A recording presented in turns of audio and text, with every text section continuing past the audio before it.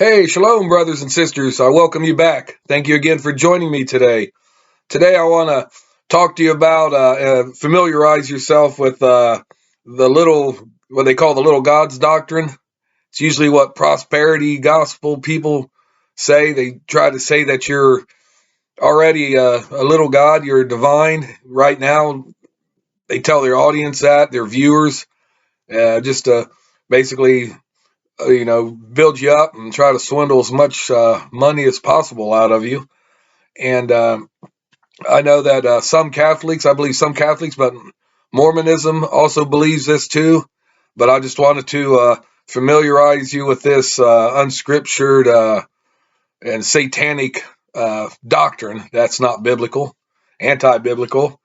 Uh, and it's the Word of Faith movement is the one really pushing this. You see it with certain high-profile prosperity preachers, uh, and they largely base this off of two verses in scriptures. One of them is John 10:34, and the other is Psalms 82 verse 6. And I'm going to go through them and read these to you. Now, like I said, these are each one is only one verse. That's all they ever read. But I'm going to read. Go to Psalms chapter 82, verse 6. It says here, "I have said, you are mighty ones, and all you are children of the Most High." So I'm substituting uh, gods with mighty ones right here, but you are mighty ones. So that's all they say. Oh, okay, we're little gods or whatever, mighty ones. We're little, but you got to read. It's out of context, and you got to read the whole context. You can't just go by one little scripture. Uh, uh, so I already read 6 to you, but 7 says, "But ye shall die like man, and fall like one of the princes. Arise, O Elohim, judge the earth, for thou shalt inherit all nations." So judge is also a key word here. So just remember the key word judge here. But okay, we got that right there. I'm going to go to John chapter 10 now. I'm going to skip to the New Testament, the Gospel of John, and chapter 10:34. And it says, Yeshua answered them, Is it not written in your law, I said, ye are mighty ones or gods? And that's like a reference from Deuteronomy 16:8 and Psalms 82:6, of course. That's what he's referring to them. Now you got to read it in the whole context. Here, I'll go up to 33. The Jews answered him and said, For a good work we stone thee not, but for blasphemy, but because that thou being a man makest himself Elohim. Okay, now I'm going to go to 35. If he called them mighty ones, unto whom the word of Yahweh came, and the scripture cannot be broken. Say ye of him whom the Father hath sanctified and sent unto the world, thou blasphemies, because I said, I am a son of Yahweh. If I do not the works of my Father, believe me not. But if I do, though ye believe not me, believe the works, believe the works you may know, and believe that the Father is in me and I in him. Therefore they sought again to take him, but he escaped out of their hand. So he escaped. But the point is, you're wondering, why is he saying this to the religious authorities, that you are mighty ones or think you're mighty ones? The answer here is, and I wrote it down in my notes right here. Looking at them, the religious people, the establishment, the reference to gods means that they're human judges that have been appointed to fulfill the godlike role of administering justice, deliberating issues of life and death. Their duties and responsibilities were indeed godlike, They weren't called God because of divinity, but because of their roles.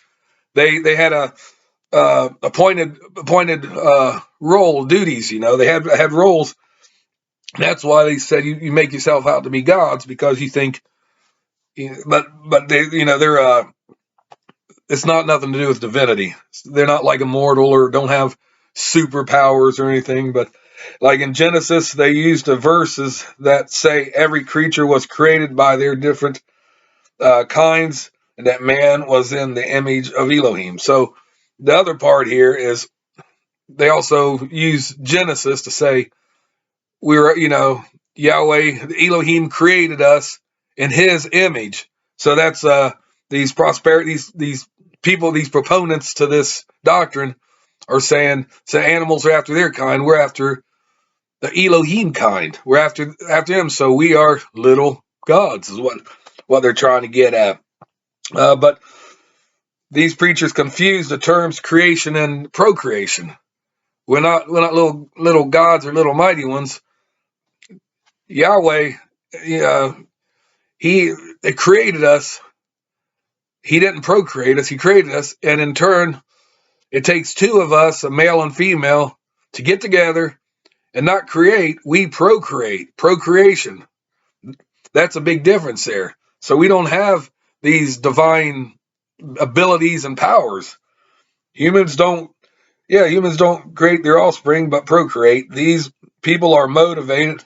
These preachers are motivated by wealth and money to put in their pockets.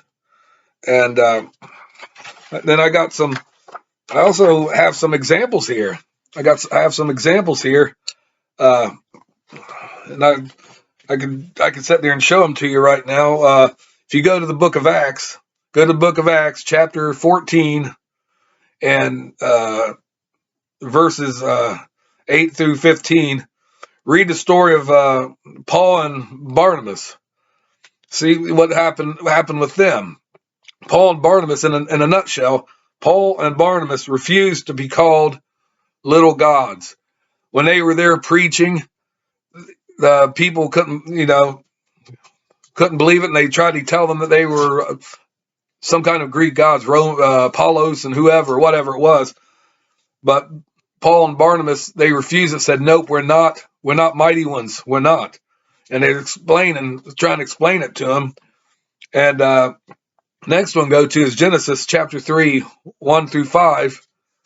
And chapter 3, 1 through 5, that's where the serpent comes to Eve and lies and tells her about eating the forbidden fruit. You will become like mighty ones, or you will become like gods, knowing good from evil. Check that verse out too. Exodus chapter 20, verse 3, the commandment. The commandment says, you shall have no other Elohim before me, or mighty ones or whatever. You should not have any of them before me. And he wouldn't have said that. He wouldn't have said that because if we were little gods or mighty ones, we couldn't be around each other. You can't have them before me. But another one, the last one is Galatians chapter 4, 8. And I want you guys, like I said, check these verses out for yourself. And you can get on the internet and study this doctrine too, this heresy. But Galatians chapter 4, verse 8. Formerly when you did not know Yahweh, you were enslaved to those that by nature are not gods, not mighty ones. And this doctrine, it just popped up on the TV a few days ago, and I was like, well, that'd be interesting to get into. I knew that it wasn't right or anything just by hearing what was going on, their beliefs and what they was trying to get at. I knew it was wrong because I study scriptures all the time. The scriptures, they're in my heart, they're in my mind, and they're in my heart. I was like, well, I'm gonna check this out. So I did check it out and just did the pros and cons, and looked at things both ways. And this is a doctrine that you need to stay away from, and don't believe it, and don't send your money to these prosperity people over this, or health and wealth, or whatever they say. Stay away from them. They don't change your ways. it's going to be a bad judgment for them when the time comes, because it's not right. Taking advantage of middle class people struggling, trying to take as much nickels and pennies out of their pockets as possible. But anyways, I just wanted to talk about that and try to warn you to stay away from this doctrine and the people that endorse it, because it's totally wrong and it's satanic and it's not right at all. But that's all I want to say about that. And thank you again for joining me. Please watch my other videos, and also give me a big thumbs up and hit that notification bell, and also subscribe. I'd really appreciate that. Until we meet again, brothers and sisters, peace out and shalom.